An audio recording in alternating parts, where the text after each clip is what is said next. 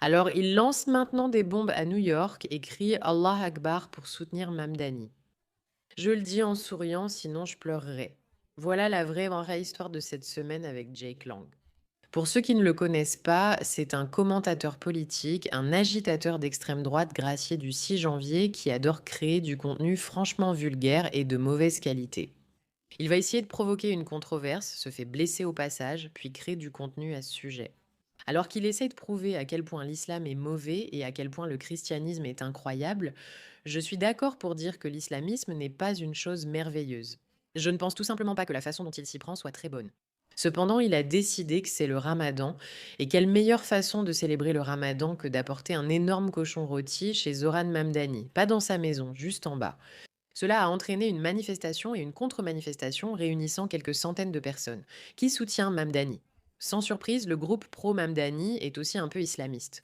Et donc deux d'entre eux, deux jeunes, s'est fabriqué ces petits engins explosifs chez eux et ils les ont lancés sur Jake Lang. De petites bombes fabriquées par deux hommes criant Allah Akbar. Leurs noms sont quelque chose comme Amir et Mohammad Rabat, tu sais, clairement des islamistes, et ils l'ont fait pour soutenir Mamdani, et Mamdani n'était pas à la maison, etc. Et il prétend que c'était un événement tellement islamophobe, sans se concentrer sur le fait que dans sa ville, des gens fabriquent maintenant des bombes artisanales pour défendre l'idéologie islamiste. Pour moi, c'est le véritable sujet dont on devrait parler. Mais Mamdani est trop absorbé par d'autres choses chez lui. Il n'est pas seulement un islamiste soutenu par d'autres islamistes, il est aussi marié à une femme sympathisante des terroristes. Quelqu'un qui, le 7 octobre, a aimé des publications sur ce qui se passait en Israël. Elle a en fait aimé, qualifié de supercherie et célébré celle-ci. C'était le massacre du 7 octobre et la réaction de Mamdani résume tout ce qu'il faut savoir. Observons ce qui est arrivé à Jake Lang car c'est franchement un événement inquiétant. Je veux commencer par dire que je pense que ce que Jake a fait est franchement méprisable. Je suis totalement contre ce genre de comportement, je n'y vois aucun avantage. Je comprends que des actions controversées peuvent parfois servir à faire passer un message, selon le contexte. Mais Jake est juste l'un de ces types, des agitateurs qui aiment attirer l'attention en faisant des choses qui sont tout simplement de mauvais goût. Je ne suis pas pour ça, mais je ne crois pas que ce soit lui le problème. C'est un idiot.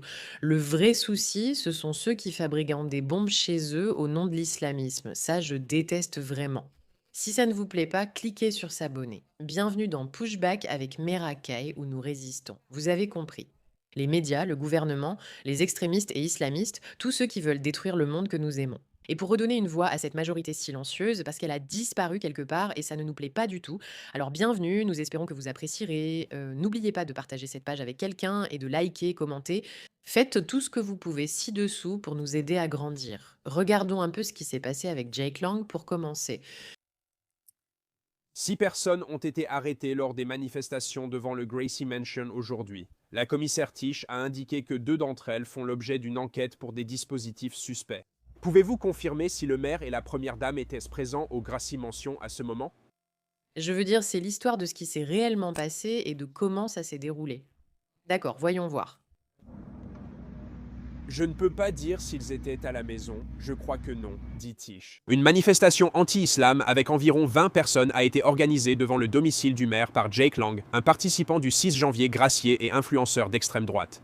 Environ 125 contre-manifestants leur ont fait face, et selon Tish, un membre du premier groupe a alors aspergé de gaz poivré les contre-manifestants. Et peu de temps après, selon les autorités, Amir Balat, âgé de 18 ans, a allumé et lancé un engin enflammé en direction des manifestants. Des témoins ont vu des flammes et de la fumée s'échapper de l'engin avant qu'il ne s'éteigne seul. Tish a décrit les engins comme des bocaux entourés de rubans noirs, remplis d'écrous, de boulons, de vis et d'une mèche de feu d'artifice. On ne sait pas s'il s'agissait d'engins explosifs improvisés fonctionnels ou de dispositifs factices. Personne n'a été blessé et la police de New York poursuivra son enquête. Joe Calvello, attaché de presse du maire Mamdani, a qualifié la manifestation d'aujourd'hui de méprisable et islamophobe dans un communiqué. Il a précisé que le maire et la première dame sont en sécurité et que Mamdani a parlé avec la commissaire Tish. Personne ne s'en soucie, mais c'est ce qu'il dit. Voyons ce que Jake Lang a fait et pourquoi il a suscité la colère. Je suppose que cette merde va te faire foutre chat 47, va te faire foutre et tes conneries de camouflage, va te faire foutre et ton chat en cuir.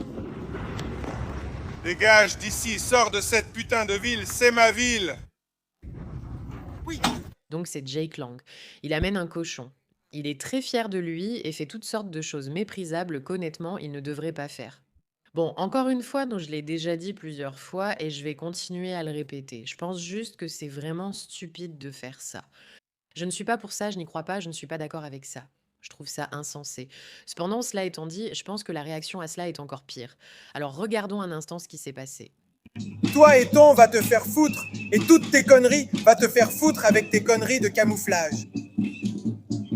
Comme vous pouvez le voir, c'est comme une manifestation stupide, non? Il ne se passe vraiment rien, ils sont juste là à essayer d'être provocateurs, genre regardez à quelques mètres, même s'ils ne sont vraiment pas cool.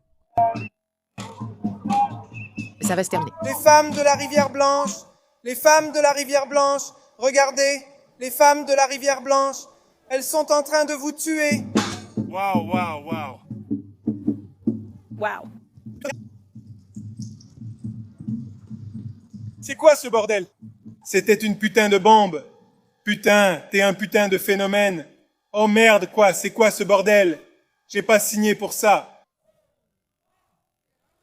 Yo, Jésus est roi, et c'est lui qui a fait que cette bombe à clous n'a pas explosé. Jésus est roi. Merci Seigneur Dieu, merci Seigneur Dieu. Je dois dire, en regardant ça, je regarde ce type et je me dis, tu n'es pas très sincère, tu es tellement excité d'avoir enfin un moment pour devenir plus célèbre. Franchement, c'est stupide. Que vient-il de se passer? Merci Seigneur Dieu. Ils ont lancé une bombe à clous qui n'a pas explosé, car Jésus est toujours sur le trône. Je me demande comment ils ont su si vite que c'était une bombe à clous, mais c'était si facile à identifier. Ça me paraît bizarre. Merci Jésus. Ils en ont lancé une autre. J'ai pensé, attraper la chèvre, quelqu'un doit le faire. Oh, La chèvre. il faut que quelqu'un s'en occupe. Bien sûr, ils ont laissé la chèvre, ces imbéciles absolus. Enfin, voyons ce que la commissaire Tish a à dire.